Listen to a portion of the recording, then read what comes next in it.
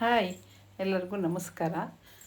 ರಜೆ ಇರೋದ್ರಿಂದ, ಕಚೇರಿಗೆ ರಜೆ ಇರೋದ್ರಿಂದ ರಾಗಿನ ತೊಳೆದು ಜಾಲಿಸಿ ಒಣಸಿ ಹಿಟ್ಟು ಮಾಡಿಸೋಣ ಅಂತ ಅಂದ್ಬಿಟ್ಟು ಜಾಲಿಸ್ತಾ ಇದ್ದೀನಿ. ನೋಡಿ, ಈಗಾಗಲೇ ಒಂದು 5-6 ಕೆ ಜಿಯಷ್ಟು ತೊಳೆದು ಜಾಲಿಸಿದ್ದೀನಿ.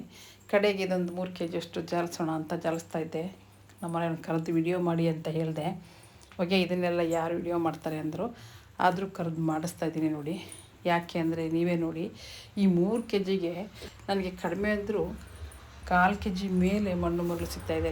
ನೋಡಿ ಕಾಣ್ತಾ ಇದೆಯಾ? ನನಗೆ ಈಗಾಗಲೇ ಮಾಡಿದ್ದೊಂದು 5 ಕೆ ಜಿ ರಾಗಿಗೆ ಅರ್ಧ ಕೆ ಜಿಗಿಂತ ಮೇಲೆ ಮಣ್ಣು ಮರಳು ಸಿಕ್ತು. ಅದಕ್ಕೆ ಕರೆದು ವಿಡಿಯೋ ಮಾಡಿ ಅಂದೆ.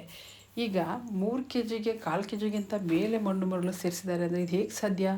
ಕಣನ ಸಗಣಿಯಿಂದ ಸಾರಿಸಿ ಬಳ್ದು ಹಸನ ಮಾಡಿ ತಾನೇ ಕಣ ರಾಗಿ ಬಡಿತಾರೆ ಅಂತ ಅಂದಿದ್ದಕ್ಕೆ ನಮ್ಮನೆಯವರು ಇಲ್ಲ, ಈಗ ಟಾರ್ ರೋಡ್ ಮೇಲೆ ತಂದು ಹಾಕ್ಬಿಡ್ತಾರೆ, ವೆಹಿಕಲ್ ಓಡಾಡಿ ಅಷ್ಟೊಂದು ಮರಳಾಗಿರ್ತದೆ ಅಂತ ಅಂದರು. ಆದರೆ ವೆಹಿಕಲ್ ಓಡಾಡಿದ್ರೆ ಇಷ್ಟೊಂದು ಮರಳು ಮಣ್ಣು ಆಗುತ್ತಾ? ನೋಡಿ, 3 ಕೆ ಜಿಗೆ 1/4 ಕೆ ಜಿಗಿಂತ ಮೇಲೆ ಮಣ್ಣು ಮರಳು ಮಿಶ್ರಣ ಆಗುತ್ತೆ ಅಂದರೆ 10 ಕೆ ಜಿಗೆ ಎಷ್ಟಾಗ್ಬೋದು? 1.5 ಕೆ ಜಿ ಹತ್ತತ್ರ ಆಗುತ್ತೆ.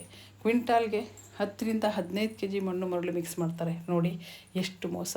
ಇದು ನಿಜವಾಗ್ಲೂ ಕಲಬೆರಕೆ ಅಲ್ವಾ? ಮಾಡದೆ ತಿಂದುಬಿಟ್ರೆ ಗತಿ ಏನು? ಮನುಷ್ಯಂಗೆ ಎಷ್ಟು ಮೋಸ ಮಾಡ್ತಾನೆ.